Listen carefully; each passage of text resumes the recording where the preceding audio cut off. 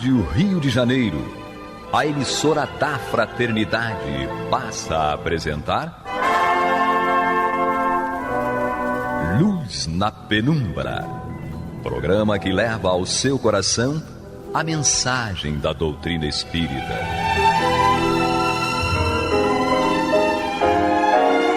E agora, com vocês, Aloísio Guigino, Fátima Miranda e Eduardo Araújo, para o estudo da obra O que é o Espiritismo, de Allan Kardec. Amigos ouvintes da Rádio Rio de Janeiro, estamos retornando ao nosso estudo do livro O que é o Espiritismo, no programa Luz da Penumbra, na companhia dos amigos Aloísio Guigino. Muita paz para todos. Eduardo Araújo. Muita paz. Jesus, se ele soubesse o que ocorre nesses bastidores, misericórdia.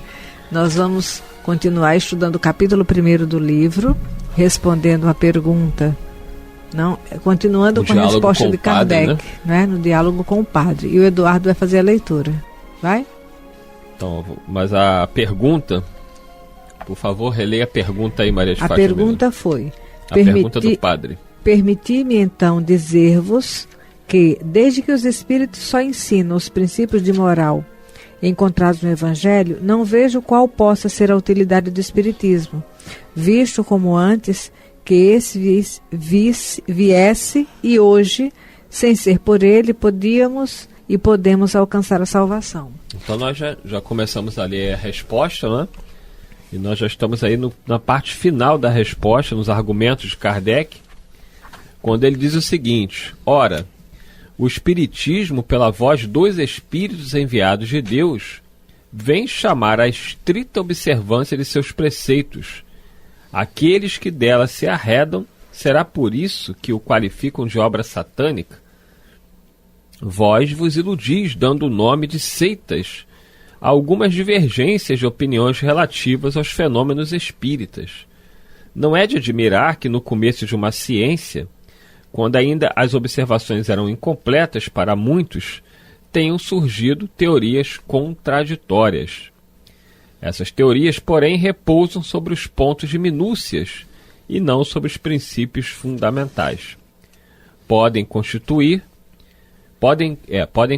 escolas que expliquem certos fatos ao seu modo, porém, não são seitas, como não o são os diferentes sistemas que dividem os sábios nas ciências exatas, em medicina, em física e etc. Riscai, pois, a palavra seita, que é imprópria ao nosso caso. A quantas seitas não tem o cristianismo dado nascimento desde a sua origem? Por que não teve bastante poder a palavra do Cristo para impor silêncio a todas as controvérsias? Porque é ela suscetível de interpretações, que ainda hoje dividem os cristãos em diferentes igrejas, pretendendo todas elas possuir exclusivamente a verdade necessária à salvação, detestando-se intimamente e anetematizando-se em nome do seu divino mestre, que não pregou senão o amor e a caridade? Fraqueza dos homens, direis vós, seja. Então, como quereis que o Espiritismo triunfe subitamente dessa fraqueza, transforme a humanidade como por encanto? Vamos à questão da utilidade. Dizeis que o Espiritismo nada revela de novo. É um erro. Ele ensina, ao contrário, muito àqueles que não se limitam a um estudo superficial. Não fizesse ele mais do que substituir a máxima fora da caridade não há salvação, que reúne os homens, aquela fora da igreja não há salvação, que os divide, para que a sua vinda marcasse uma nova era à humanidade. Realmente, esse argumento de Kardec ele é irretoquível, porque uma das coisas que mais chamou a atenção do ensinamento dos espíritos é de que não precisa ser espírita para ter a dita salvação, né? Os espíritos vão mais longe. Um ateu que seja digno, que faça o bem, pode estar no mundo dos espíritos muito melhor do que qualquer religioso e inclusive do que qualquer espírita, Aloysio Guigino. Quando nós falamos de religião, nós estamos falando com as nossas palavras, né? Os caminhos que nós adotamos para nos aproximarmos de Deus. Não é isso? Religião seria isso, seria as informações, os caminhos que nos são esclarecidos, iluminados, mostrados, para que nós, pela sua prática, nos aproximemos de Deus. Toda religião,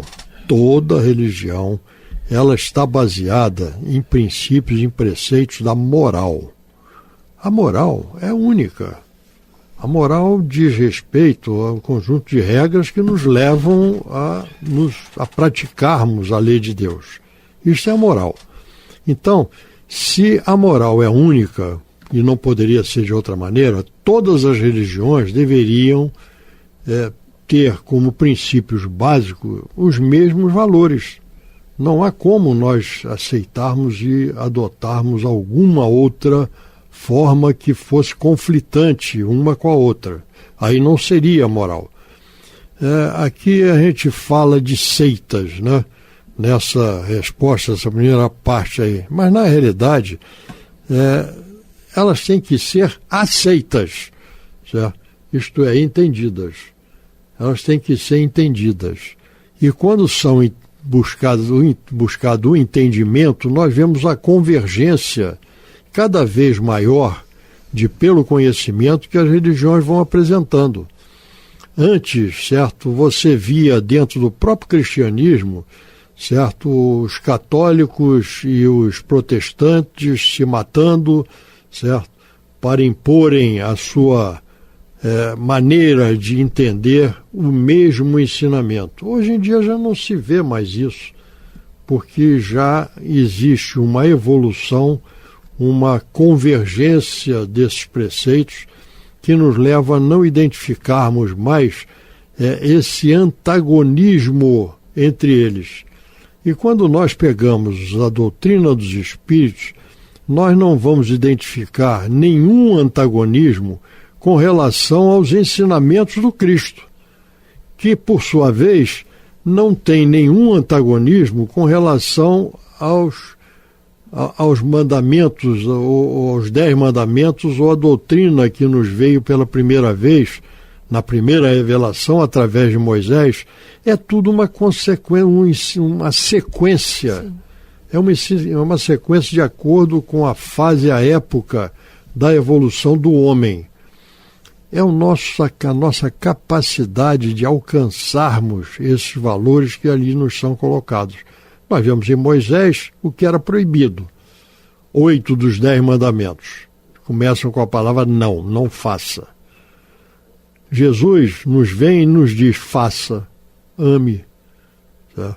E vem o Espiritismo e não nega nada disso, não nega aquilo que não deve ser feito e não nega aquilo que deve ser feito.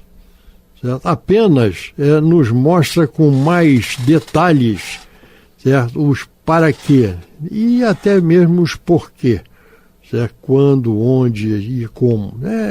É sempre uma sequência. A religiosidade, o conhecimento, a busca dessa aproximação do homem com o Criador é contínua. Não há uma interrupção e não há uma coisa que seja nova. Apenas existe uma alimentação que nos chega através do aumento da nossa capacidade de compreender. E isso o Espiritismo traz. Nós vimos aí nas conversas que estão sendo colocadas aqui, que o Espiritismo não é uma filosofia cristalizada, não é acabada, ela não é hermética, ela não é fechada, pelo contrário, ela é sempre aberta ao acréscimo que o conhecimento do homem, a inteligência do homem vai nos proporcionando. Então é muito interessante essa compreensão, porque nós vamos verificando que na natureza nada dá saltos, tudo há uma continuidade. Certo?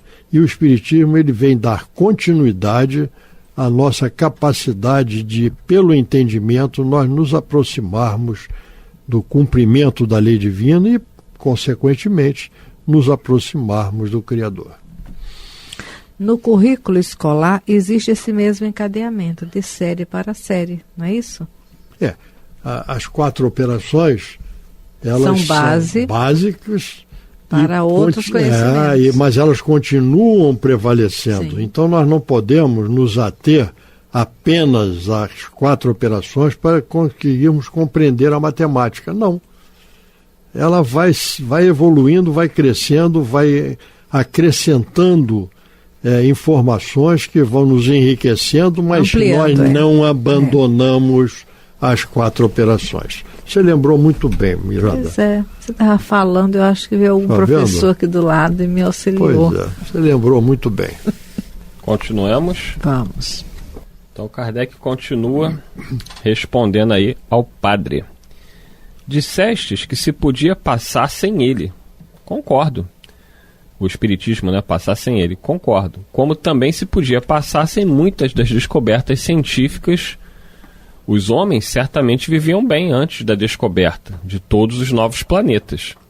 Antes que se tivesse calculado os eclipses. Antes que se conhecesse o mundo microscópico. E sem outras coisas. O camponês, para viver e fazer germinar o trigo, não tem necessidade de saber o que é um cometa. E, entretanto, ninguém nega que todas essas coisas alargam o círculo das ideias e nos fazem compreender melhor as leis da natureza.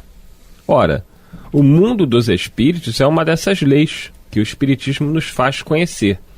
Ele nos ensina a influência que esse mundo exerce sobre o corpóreo. Suponhamos a isso, se limitasse a sutilidade, já não seria muito a revelação de tal potência? Olha, o Espiritismo ele traz muito conhecimento importantíssimo, né? Só a própria questão da existência da alma, comprovando a sua existência, a sua sobrevivência, né? A sua anterioridade, muda tudo dentro das ciências humanas, né? Da psicologia, da pedagogia, da física, todas as ciências são impactadas com os conhecimentos que os espíritos trouxeram. São as 3 grandes perguntas que a humanidade sempre fez e vai continuar buscando. Quem somos, de onde viemos e para onde vamos. Certo? Então essas 3 perguntas, elas sempre estiveram presentes no conhecimento, na evolução da humanidade. E o Espiritismo vem justamente nos esclarecer muito a respeito disso tudo que nós estamos falando. E amplia muito os horizontes, né, da vida humana. A própria medicina tem muito a aprender com os ensinamentos dos espíritos. Continua Kardec aqui. Vejamos agora a sua influência moral. Admitamos que ele nada ensine sob esse ponto de vista. Qual o maior inimigo da religião? O materialismo.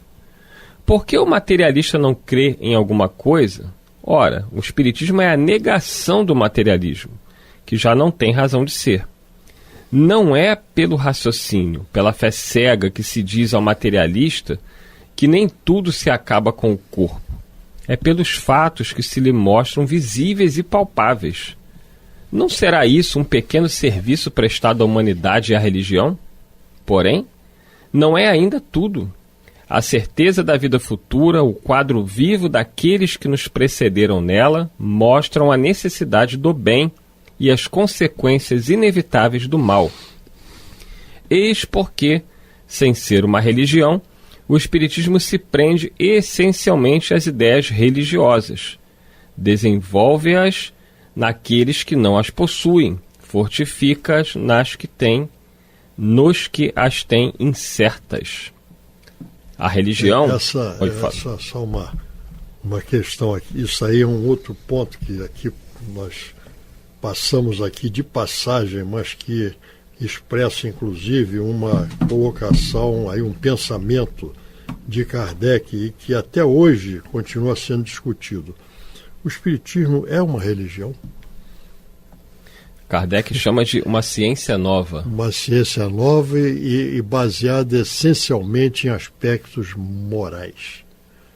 Tem uma definição que eu gosto muito que diz que é um corpo de doutrina que caminha junto com a ciência, em que a filosofia busca nos explicar o que ocorre e que tem graves repercussões morais. Então o Espiritismo é isso, é uma busca cada vez maior desse aprimoramento moral pelo entendimento dessa necessidade. O Espiritismo é isso. O Espiritismo não é dogmático. Mas o Espiritismo tem dogmas. Você pode até dizer que tem, certo? Mas dogmas, se você entender o dogma como alguma coisa que dá suporte a um sistema, aí tem. E não dogma. Como algo inquestionável. E não como algo inquestionável que é imposto. Não. Aí não tem. O Espiritismo não tem rituais. Não, mas tem rituais. Por exemplo, o passe tem um ritual. Não tem um ritual. Ele tem procedimentos que são racionais e tem uma razão de ser. Então, um ritual é alguma coisa que é feito sem que a gente raciocine o porquê, a necessidade daquilo. Certo? O Espiritismo não tem rituais. E o Espiritismo não tem hierarquia. Não, mas tem, porque toda casa espírita tem um presidente. Tem alguém que é o responsável pela gestão, pela organização. É obrigatório, né? Que é obrigatório. É uma pessoa jurídica. Tem que ter CNPJ. É uma pessoa jurídica. Uma pessoa jurídica, então tem que ter. Agora, não tem aquela hierarquia, como nós vemos que é a hierarquia da verdade, vamos dizer assim, tá? Que aquele que está mais adiantado é o dono da verdade com relação aos demais. Ele não está numa determinada função, ele não tem liderança moral a nível... Pois é, então nós vemos que por esses aspectos todos, o Espiritismo se difere de todas as religiões. Mas se você entender a religião como sendo um caminho para você se aproximar do Criador, aí você pode dizer que o Espiritismo é uma religião. Então é muito interessante, porque isso nos traz à baila aqui a maneira como nós enfocamos o que seja o não quê. Não tem rótulo religioso. Não tem rótulo religioso. E difere de todas as demais religiões por esses aspectos que nós levantamos. Nós levantamos aqui. Mas essa linhazinha, essa chamada aqui que foi feito, eis porque, sem ser uma religião, tá? É a posição de Kardec. Mas, sem ser a religião, por essas razões que nós estamos colocando aqui. Mas não deixa de ser, se nós enfocarmos que seja um caminho para nos aproximarmos do Criador. É uma filosofia que traz consequências. É isso aí, traz consequências morais. Tá? Morais. A gente pode até pegar aqui a fala do Allan Kardec, explica isso, né? Também na Revista Espírita, ele vai tocar nesse assunto aqui, num discurso que ele proferiu na Sociedade Espírita de Paris em 1º de novembro de 1868. Foi publicado na Revista Espírita de dezembro do mesmo ano. Então, a Revista Espírita de dezembro de 1868. Kardec já estava no final da passagem dele por aqui, né? Ele faz um discurso e ele vai explicar essa polêmica, né? Que é se o Espiritismo é ou não é religião. Ele diz o seguinte lá: se assim é, perguntarão, então, o Espiritismo é uma religião? Ora, sim, sem dúvida, senhores. No sentido filosófico, o Espiritismo é uma religião. E nós nos glorificamos por isso, porque é a doutrina que funda os elos da fraternidade e da comunhão de pensamentos, não sobre uma simples convenção, mas sobre as bases sólidas, as mesmas leis da natureza. Por que, então, temos declarado que o Espiritismo não é uma religião? Que foi o que o Luiz estava comentando na leitura da resposta de Kardec ao padre, né? Então ele diz, por que nós temos declarado que o Espiritismo não é uma religião? Porque não há uma palavra para exprimir duas ideias diferentes. E porque, na opinião geral, a palavra religião é inseparável da ideia de culto, porque ela desperta exclusivamente uma ideia de forma que o Espiritismo não tem. Se o Espiritismo se dissesse religião, o público não veria aí senão uma nova edição, uma variante, se quiserem, dos princípios absolutos em matéria de fé. Uma casta sacerdotal com seu cortejo de hierarquias, de cerimônias e de privilégios. Ele não o separaria das ideias de misticismo e dos abusos contra os quais muitas vezes a opinião pública se levantou. E ele termina dizendo: não tendo o espiritismo nenhum dos caracteres de uma religião, na acepção usual do vocábulo, não podia, nem devia, enfeitar-se com um título sobre cujo valor as pessoas inevitavelmente ter-se-iam equivocado. Eis porque simplesmente se diz doutrina filosófica e moral. É interessante, mas com as palavras sábias de Kardec, é aquilo que nós, com as nossas dificuldades no linguajar, colocamos aqui do entendimento que pode ser dado. Que, dependendo do enfoque que venha a ser dado, pode ser considerado uma religião, dependendo do enfoque que venha a ser dado, não será uma religião como as demais religiões. Certo? Então essa já é uma, assim, por si só, é uma grande diferença entre a proposta espírita e a proposta das demais religiões. É isso aí, vamos terminar aqui essa resposta de Kardec. Ele diz o seguinte: a religião encontra, pois, um apoio nele, não para as pessoas de vistas estreitas, que a veem integralmente na doutrina do fogo eterno, na letra mais que no espírito, mas para aqueles que a veem segundo a grandeza e a majestade de Deus. Em uma palavra, o espiritismo engrandece e eleva as ideias, combatendo os abusos engendrados pelo egoísmo, a cobiça, a ambição, mas quem terá coragem de defendê-los e se declararem seus campeões? Se ele não é indispensável à salvação, facilita-a, firmando-o no caminho do bem. Além disso, que homem sensato ousará avançar à falta de ortodoxia é mais repreensível aos olhos de Deus que o ateísmo ou o materialismo. Apresento claramente as questões seguintes, né, que a gente vai deixar aí para o próximo programa. Vai deixar para o próximo, né? Então, no próximo programa, ele vai aqui apresentar claramente as questões seguintes a quantos combatem o espiritismo sob o ponto de vista de suas consequências religiosas. Então, essa parte aí nós vamos retomar no próximo programa, né? E, mais uma vez, exaltando aqui a clareza de raciocínio, as palavras sempre respeitosas de Kardec, nesse diálogo de alto nível, né, aqui com a igreja, né, representada pelo padre, mostrando todo o respeito que a doutrina espírita tem, né, por todas as religiões e mesmo por aqueles que em nada creem, apenas combatendo, como diz Kardec, as ideias materialistas, porque essas, segundo ele, são muito nocivas à humanidade. É por isso que os espíritos dizem que não é religião do futuro, mas o futuro das religiões.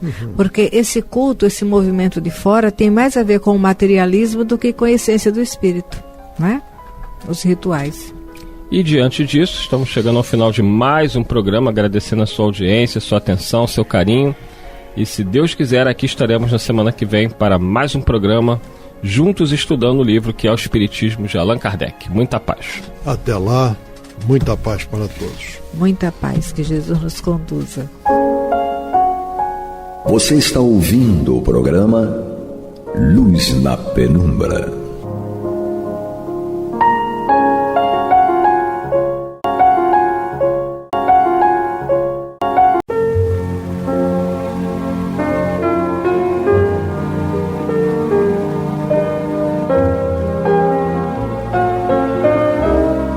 A Rádio Rio de Janeiro está levando ao seu lar e ao seu coração a mensagem consoladora da doutrina espírita, através do programa Luz na Penumbra.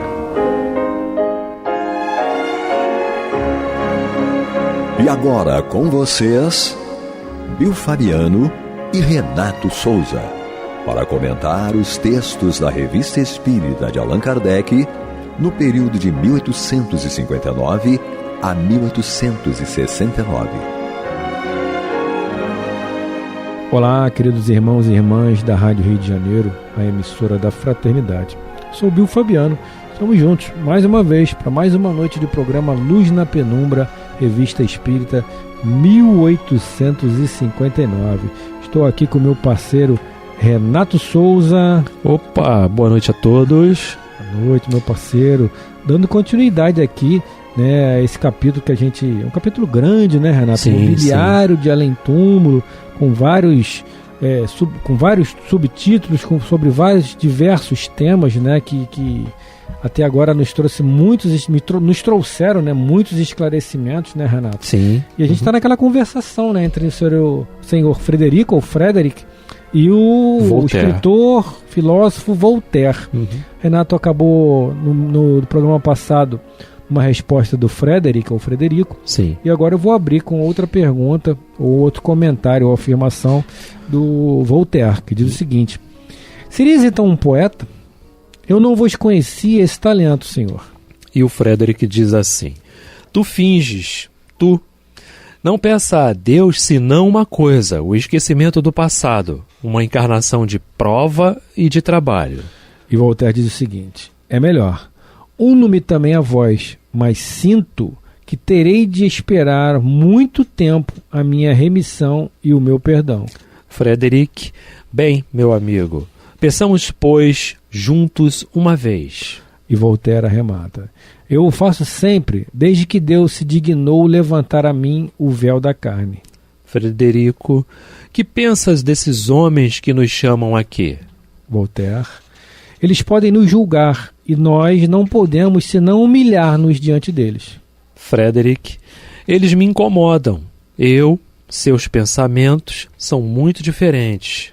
E a pergunta a Frederico: que pensais do Espiritismo? Sois mais sábios que nós.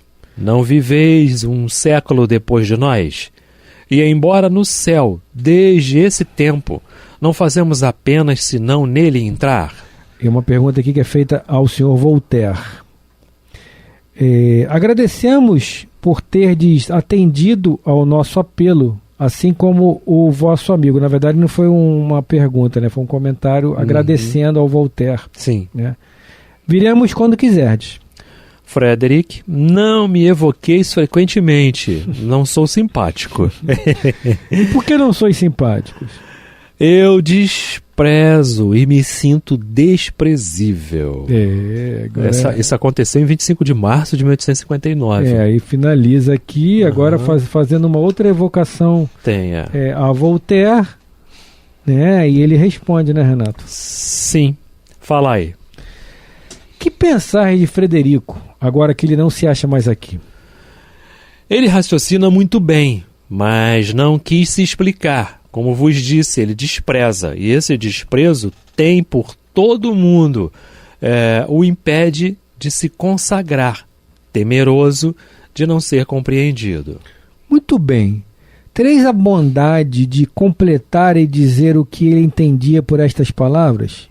Desprezo e me sinto desprezível? Sim, sente-se fraco e corrompido, como nós ainda, tendo mais abusado que os outros dos dons de Deus.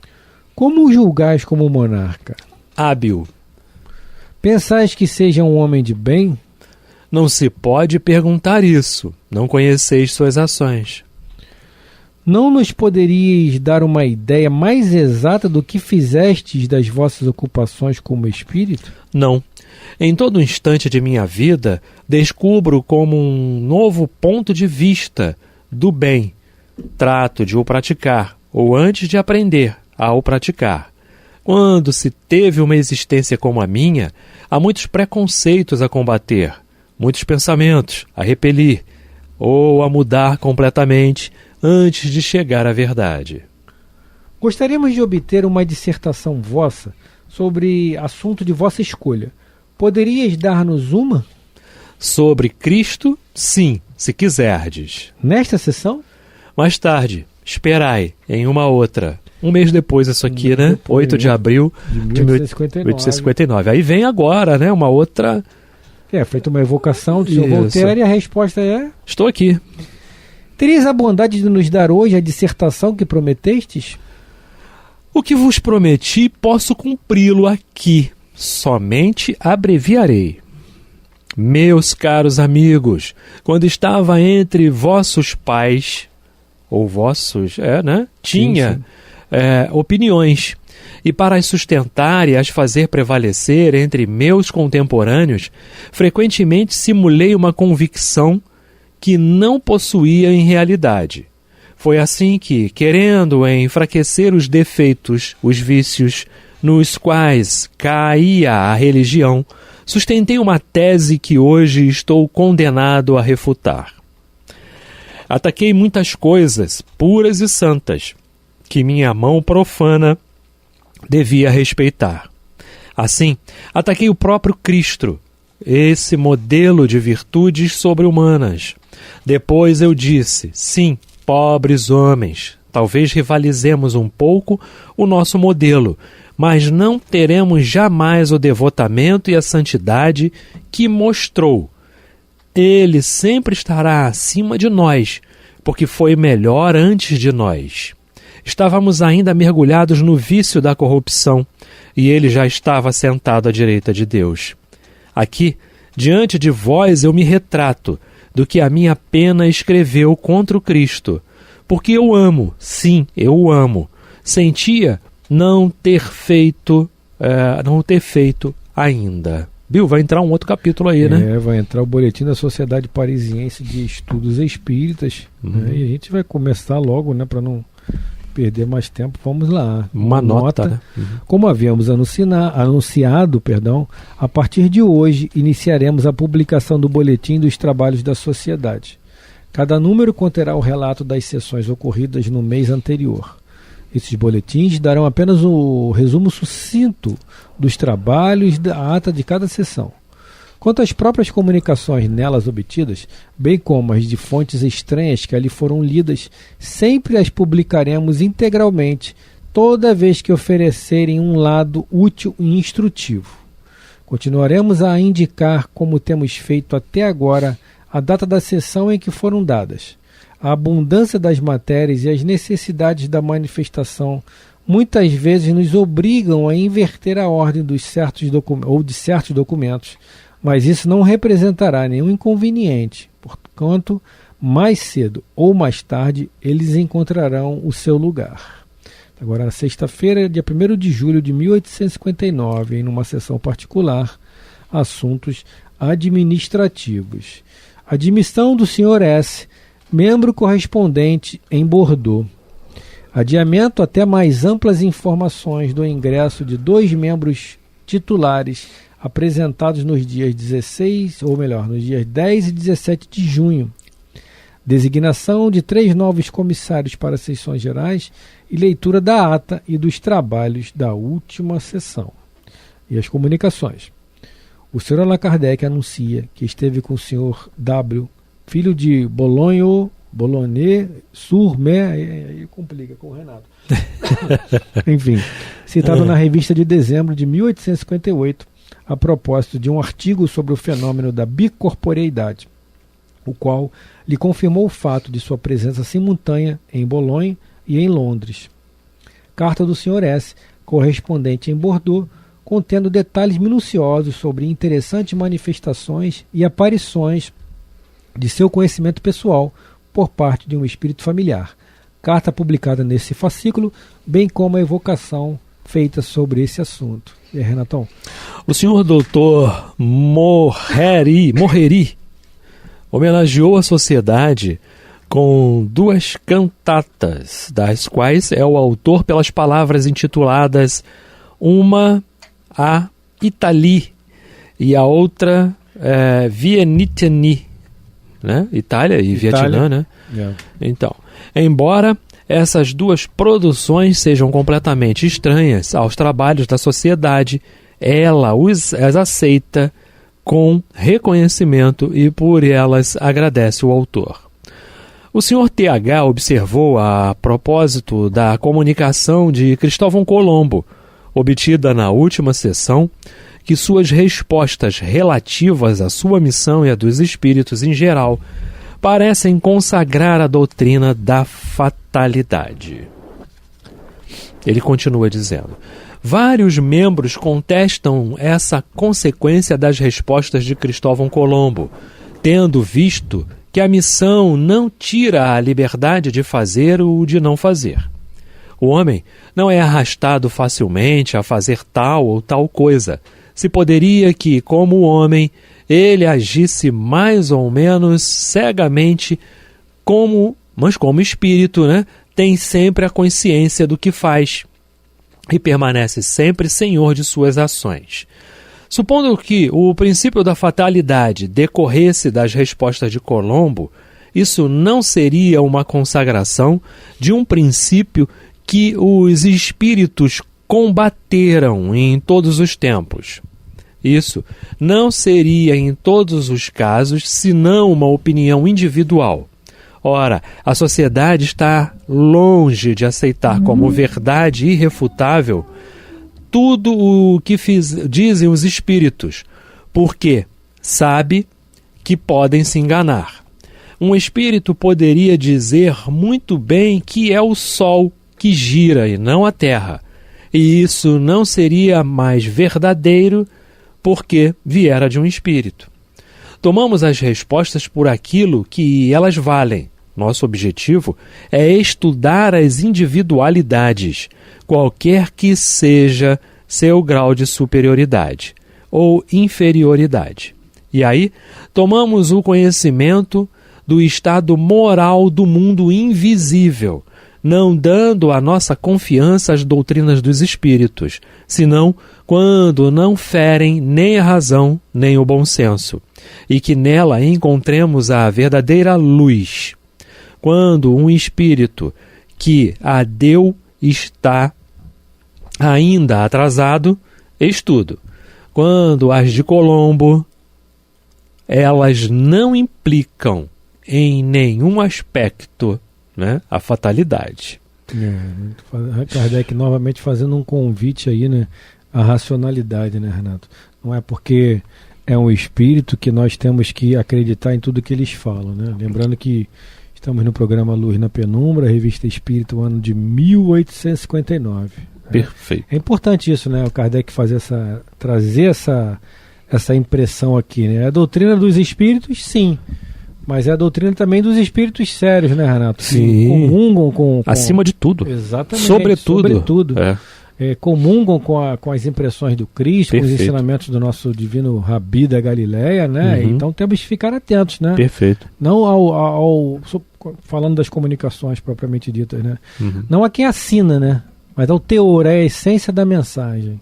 É isso? Perfeito. Então vamos entrar exatamente. aqui em estudos que são perguntas sobre as causas do prolongamento da perturbação do Sr. Glower, evocado a 10 de junho. Sim.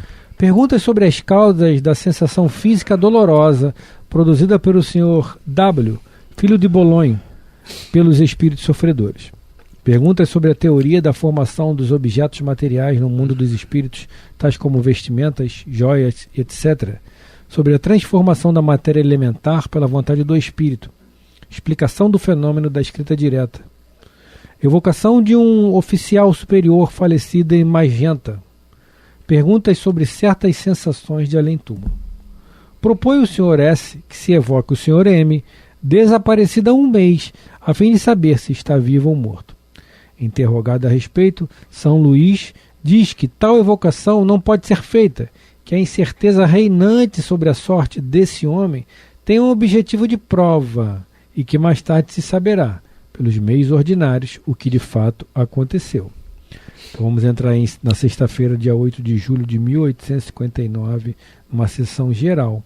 Leitura da ata e dos trabalhos da sessão anterior. Comunicações. Leitura de 2 comunicações espontâneas obtidas pelo Sr. R., membro titular, sendo uma de São Luís, encerrando conselhos à sociedade sobre o modo de apreciar as respostas dos espíritos, e a outra de Lamennais. serão publicadas no próximo número. Leitura de uma notícia sobre o diácono Paris e os convulsionários de Saint-Médard, preparada pelo Comitê dos Trabalhos para servir o objeto de estudo. O Sr. Didier, membro titular, presta conta das curiosas experiências por eles feitas sobre a crítica direta e os notáveis resultados que obteve. Estudos. Evocação do guia ou familiar espírito da Sra. Melly de Bordeaux, a propósito da notícia transmitida pelo Sr. S. sobre os fatos de manifestação produzidos na casa de uma senhora e lidos na sessão anterior. Evocação do Sr. K, ou do Sr. K, morto a 15 de junho de 1859 no departamento de Sarthe. O Sr. K, homem de bem, muito esclarecido, era versado em alguns estudos, e sua evocação, realizada a pedido de parentes e amigos, constatou a influência de tais estudos sobre o estado de desprendimento da alma após a morte. Além disso, revelou espontaneamente o importante fato das visitas espíritas noturnas entre espíritos de pessoas vivas. Desse fato decorrem graves consequências para a solução de certos problemas morais e psicológicos. Vamos entrar aí, Renatão, na sexta-feira, dia 15 de julho de 1859. Sim. Quer ler a leitura aí da ata? Leitura da ata e dos trabalhos da última sessão. Assuntos administrativos. O senhor presidente, a pedido de vários membros e considerando que muitas pessoas estão ausentes dessa sessão, propôs que, conforme o uso estabelecido em todas as sociedades, seja dado algum tempo de férias. A sociedade decide que suspenderá as suas sessões durante o mês de agosto e que serão retomadas sexta-feira, 2 de setembro. O senhor C.R., secretário adjunto, escreveu para pedir uma substituição por motivo de novas ocupações que não lhe permitem assistir regularmente ao começo das sessões. Ulteriormente, será providenciada a sua substituição. Comunicações. Leitura de uma carta do senhor Jobard, de Bruxelas, presidente honorário da sociedade, que dá conta de vários fatos relativos ao espiritismo, e endereçou à sociedade uma canção intitulada Chant de Zouave, que foi inspirada pela evocação de Zuavo de Magenta. Narrada na revista do mês de julho, foi cantada num teatro de Bruxelas. O objetivo dessa canção, onde se desdobra a verve espiritual do autor, é mostrar que as ideias espíritas têm, por efeito, o objetivo de destruir as apreensões da morte. O Sr. D. dá conta de novos fatos de escrita direta que obteve em Louvre e em Saint-Germain. Falando aqui, vê o artigo da página 205, né? Leitura de uma carta escrita ao senhor presidente a respeito da tempestade de Solferino. O autor assinala vários outros fatos análogos e pergunta se não há alguma coisa de providencial nessa coincidência. Chegou a essa questão na segunda conversa com o oficial superior, morto em Magenta. De resto, ela será objeto de um exame mais aprofundado. Carta da senhora L., na qual essa senhora dá conta de uma mistificação da qual foi objeto, da parte de um espírito malévolo, que disse ser São Vicente de Paulo e que as enganou com uma linguagem em aparência edificante e detalhes circunstanciais sobre ela e sua família, para induzir em seguida as diligências comprometedoras. A sociedade reconhece, por essa própria carta, que esse espírito revelara sua natureza por certos fatos com os quais não era possível enganar. Kardec faz um estudo no Livro dos Médiuns, né, Bill? Sim. Lá no finalzinho do Livro dos Médiuns, não é isso? Sessões Espíritas, né? Agora eu não lembro o título, tem que ver o título lá que ele fala justamente dessas situações que você precisa averiguar. Era São Vicente ou não era São Vicente? Então, das comunicações, né? Comunicações apócrifas, lembrei. Sim. Isso, lembrei, é muita coisa na doutrina. Dissertações Espíritas. Isso, né? 31. Capítulo 31, né? Então, das comunicações apócrifas e tudo mais. Sim. É ou não é? Às vezes é parecido, mas não é. O fato de ser parecido não quer dizer que é São Vicente de Paulo. É parecido com o Doutor Bezerra, mas não, pode não ser. Pode não ter barba. Não é? Enfim, a grande questão aí, brincadeiras à parte, é você... Existem algumas questões aí, né, Renato? Existe o espírito apresentar-se... Eu me apresento como Renato para enganar as pessoas. Sim. Né? Mas não sou o Renato. Eu me apresento como Renato porque é permitido pelo Renato eu falar em nome dele. Mas eu tenho a mesma linha de raciocínio do Renato. E eu chego dizendo que eu vim em nome, né? Exatamente. Sem dúvida. Né? E, enfim, ou aquelas vertentes também, uma terceira variante, que são espíritos que se apresentam como fulano, né? Como o Dr. Bezerra, por exemplo, mas não é Dr. Bezerra. É uma equipe que fala em nome de Dr. Bezerra, como o Espírito de Verdade, por exemplo, né, falando em nome de Jesus ali, mas que corroboram da mesma linha de raciocínio de Jesus, que isso também é permitido pela espiritualidade, está até na codificação. Espíritos que se apresentam como por afinidade ou por permissão daquele espírito, digamos que fosse o Dr. Bezerra, por exemplo. Vamos dizer que ele seja o gerente de operações ali. E vários outros espíritos, o Renato, o Fabiano, Dr. Bezerra. É a equipe do Dr. Bezerra ali, mas que se apresenta como Dr. Bezerra, que também é comum acontecer isso. Mas sobre tudo isso sob a égide da espiritualidade, a permissão dos espíritos. Exato. Né? Aqui no mundo material, para você descobrir se foi realmente o Renato quem assinou determinado documento, existe um exame. Sim, não é? sim. Grafotécnico. Existe todo um trabalho que é feito. Vamos analisar a letra do Renato, como é que ele faz essa letra, como é que ele não faz e tudo mais, né? Não tem como enganar. Não tem como. E ali eles vão saber, olha, é o Renato. Por mais que o Renato tenha, às vezes não faça sempre o mesmo R do Renato, mas tem como saber. Tem as características que lhe são próprias. Sim. Tem como saber, não, foi o Renato realmente quem assinou. É a mesma coisa com os espíritos. Não basta tão somente eu chegar e dizer lá no fim da mensagem assim, o mínimo e paternal servidor. É o Dr. Bezerra? Não é. Entendeu? Não basta tão somente isso, né?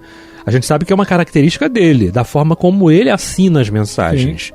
A gente sabe disso. É uma característica, é por ali que eu pego. Mas vamos ver o texto, vamos ver o que ele está dizendo. Sim, a essência. A essência, não é? E tudo mais. Tem toda essa característica, tem tudo isso, né, Bill?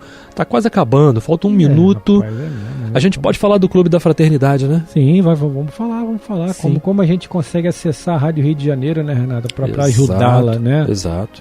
É o telefone, né? Que também serve de 21, WhatsApp. 3386 1422. Exato, Entrando também no canal do YouTube para alcançar esses 50 mil inscritos, compartilhando os programas, toda a programação da Rádio Rio de Janeiro.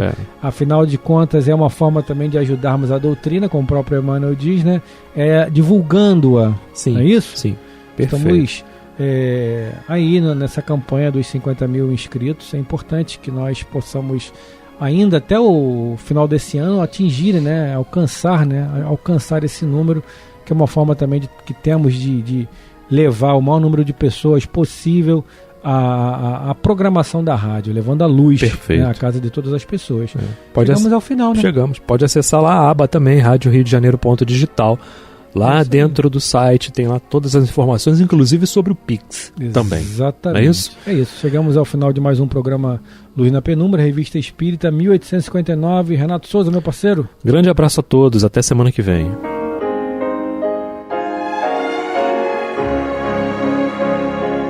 E vamos ouvir agora a prece de encerramento de nosso programa, na voz de Geraldo de Aquino. Jesus, dá-nos coragem para a luta, piedade para os insultos, e misericórdia para as injustiças e ingratidões. Limpa nossa alma de inveja e ambições mesquinhas, de ódio e de vingança o nosso caminho. E que dentro em pouco, ao recolher-nos de novo ao calor do nosso leito, para que o sono nos dê a paz e o esquecimento das tristezas humanas, possamos sentir, Senhor, no mais íntimo de nosso ser, a doçura indefinível do Teu amor e a grandeza incomparável da Tua divina presença. Que assim seja.